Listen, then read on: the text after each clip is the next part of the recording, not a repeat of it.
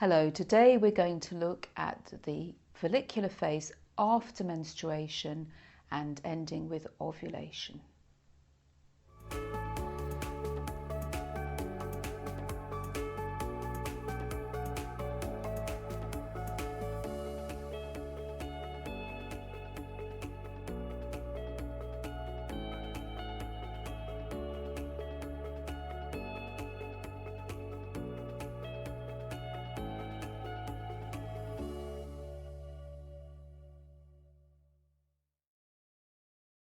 So I like to see the energies of this phase as first gathering in ourselves after menstruation, after having opened up.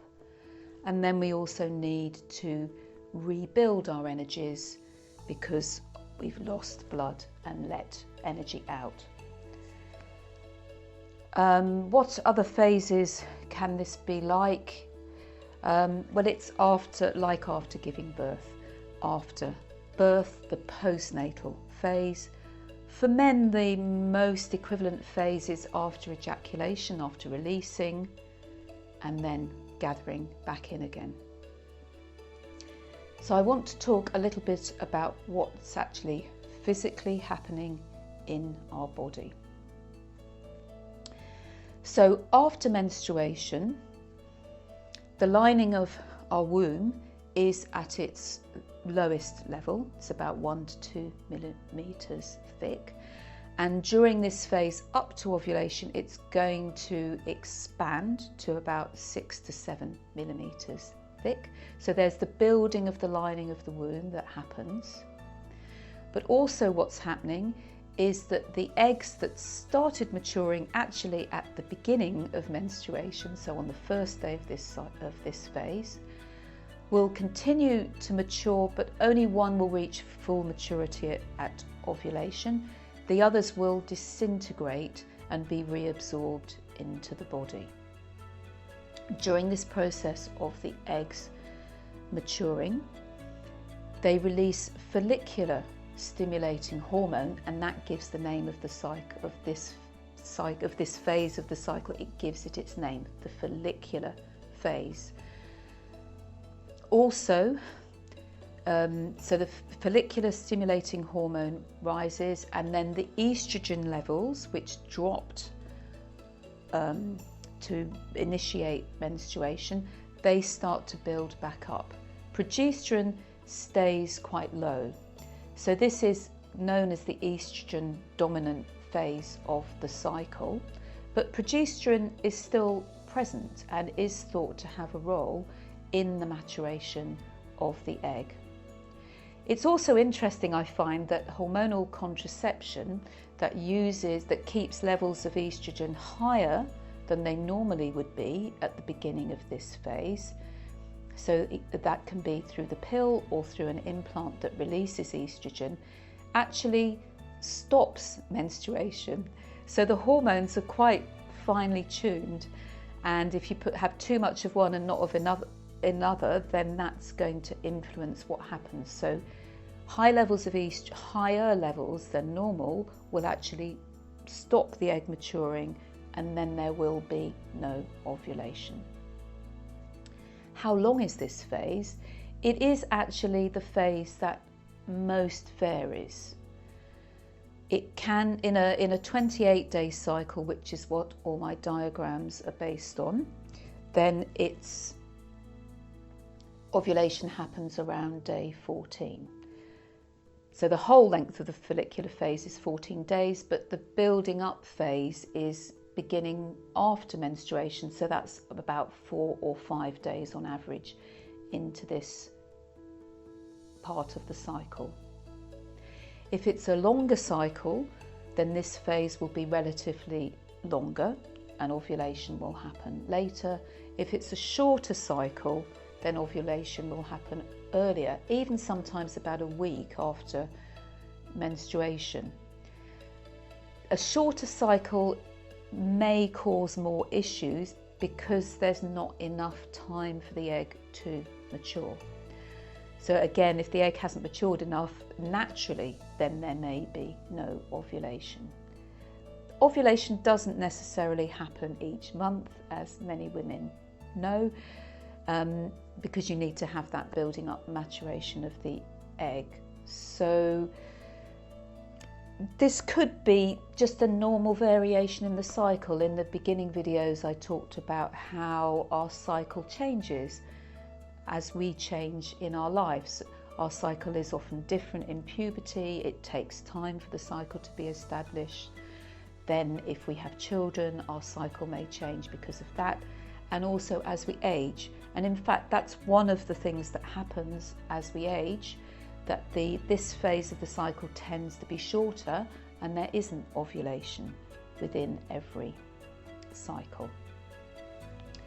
Sometimes the fact that there isn't ovulation could be due to underlying conditions, hormonal issues, weakness in the system, maybe endometriosis, maybe polycystic ovaries. So that's what this phase is all about: maturing the egg, preparing for ovulation. From a woman's point of view, I want to look at a bit more at the energies that are going on within this phase. Immediately after menstruation, when we've released, this is the time when we are open, most open. Menstruation opens up. I talked about that in that video. And so now the first thing that we need to do is gather back in. This is what I call the gathering in part of this phase. For some women, that may happen very quickly. For others, they never quite manage to gather back in, indeed throughout the whole of the cycle.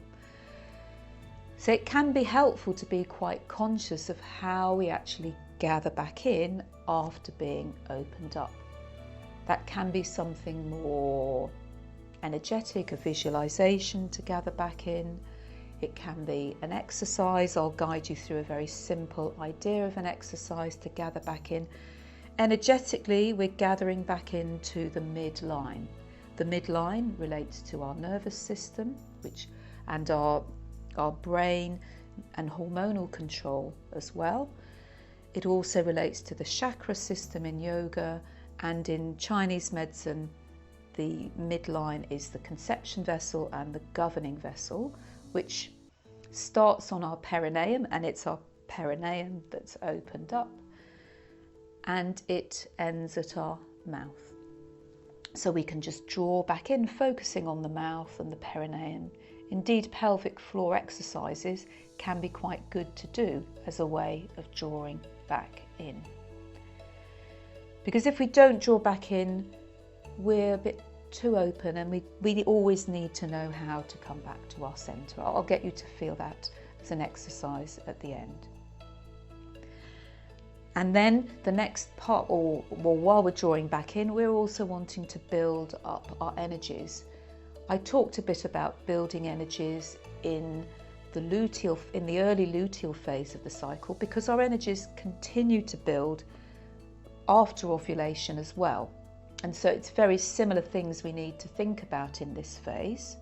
How do we nourish ourselves? What helps us build our energies back up? It can be through food. Well, food is always important. Food helps us in Chinese medicine build back up the strength of the blood, build back up our energy. So having good and nutritious food, but it's also about building back up emotionally, nourishing ourselves with healthy relationships, and also having the right amount of balance between rest and activity, between yin and yang. So all the energies in our body need to build. Our basic energies that are renewed day to day, our yin and our yang, our blood. Menstrual blood is seen as an expression of essence, which is an underlying energy which we inherit at the moment of conception, and it's the essence that regulates the cycles of growth and development, the menstrual cycle for women, and the maturation of the egg, and also the maturation of the sperm for men. And so the difference between this phase and the early luteal phase after ovulation is we're starting this phase with our energies at the lowest point throughout the cycle. yin and yang. All energies are at their lowest. So this is the time that we are likely to feel most tired in the cycle, that we most need to have rest. But it does vary for each woman. Our energies can be, they're the lowest in our cycle, but we could still have lots of energies and feel strong and not particularly feel tired after menstruation. Especially the younger we are, the healthier we are, the stronger we are, we may not really sense this emptiness of energies as particularly being empty or low. As we age, if we're under a lot of stress or if we're exhausted, then our energies, we will perhaps feel them more in their sense of weakness because our energies are generally weak. So many women don't experience it, they don't really feel this low energies. Other women feel it, perhaps even feel low energies through the cycle. So important to rest, to build up. I won't show an exercise for that because that's quite similar to the luteal phase. I'm now going to do the affirmations. So the quality that we can affirm in this is I embrace the chance to start anew. We've cleared out, we've let go, and it's a new opportunity to rebuild our energies in a different way if we choose. And it's also important in this phase, I nurture myself to rebuild my energies. In the rebuilding our energies, we're also supporting the maturation of the egg. The challenges are, have I fully let go of the old cycle? This may be difficult, especially for women who are trying to conceive, that they had lots of hopes for the previous cycle and they can't let go. There may be other issues of things that we haven't let go of fully. It's just an opportunity to let go of as much as we can through menstruation so that we can begin anew. So the exercise I'm going to show is just a very simple one about feeling that we've been opened into space. So maybe just take a moment to feel how after menstruation we've opened up, we've released into space. How much do you feel released into space? Maybe you feel quite in your body, but just have a sense, allow yourself to feel an opening into space. Especially from your midline of your brain, your heart, and also your womb and your perineum. And then just feel how can you bring back in. It could be a simple drawing in movement. You might want to play a bit with spiraling in, gathering in, just feeling where you need to gather into your brain, your heart, your throat. The throat is an expression of our heart, we often say in Chinese medicine. The heart, your heart. Gathering in your heart to settle. And gathering in your womb, your pelvic floor.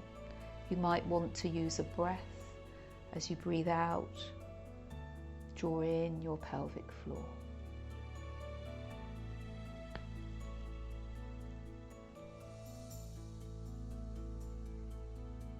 And then feel how much you can be aware of your midline. We've drawn into the front, but be aware of your back as well.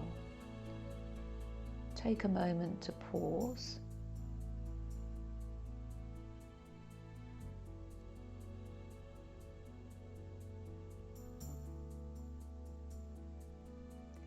So now that you've gathered in, you might want to pause for a moment with your eyes closed, being aware of your midline within your body. Deep within, it's not just an external line. Whatever image helps you feel this vertical inner line between your brain and your pelvic floor that's passing through your internal organs. and it may be quite broad and thick. It gives you a sense of inner anchoring and centering. And then feel your pelvic floor close to the earth, because it's really important that we ground and anchor this midline so that we can be supported by the earth outside, by the food that we eat, by our relationships. So we're going to slowly move to standing. And as we stand, feel this movement down from your pelvic floor, down your legs and down to your feet. So you feel a different connection to the earth. So come to standing in whatever way feels comfortable for you. You might want to do it gradually, coming perhaps to kneeling first and then standing.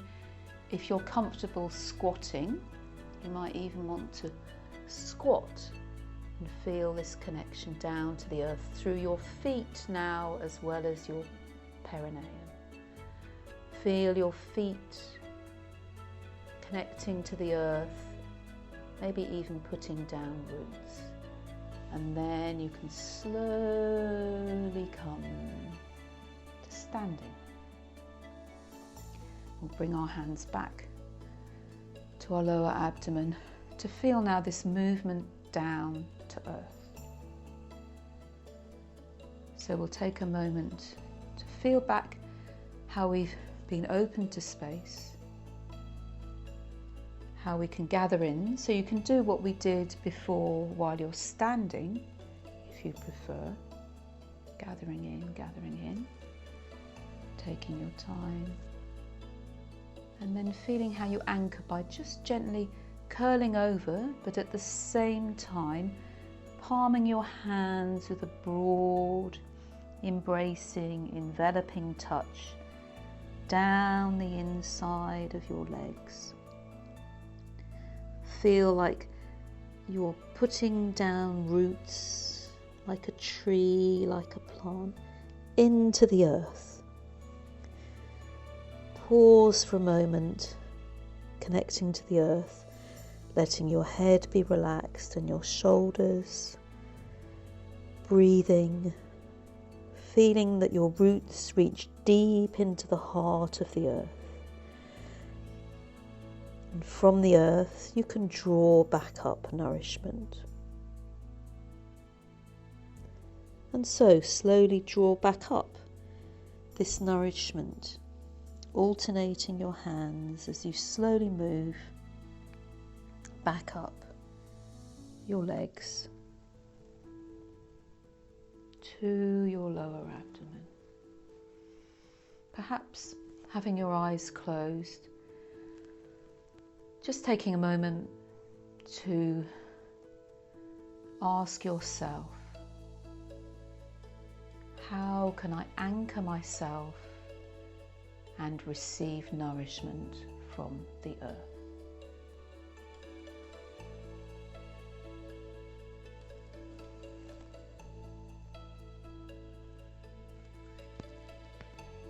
I embrace the chance to start anew, grounded and anchored. So I hope that you've enjoyed sharing this space of gathering in and connecting to the earth to rebuild your energies, ready for another more outer movement. Well, it's an outer movement, inner movement of ovulation. Thank you.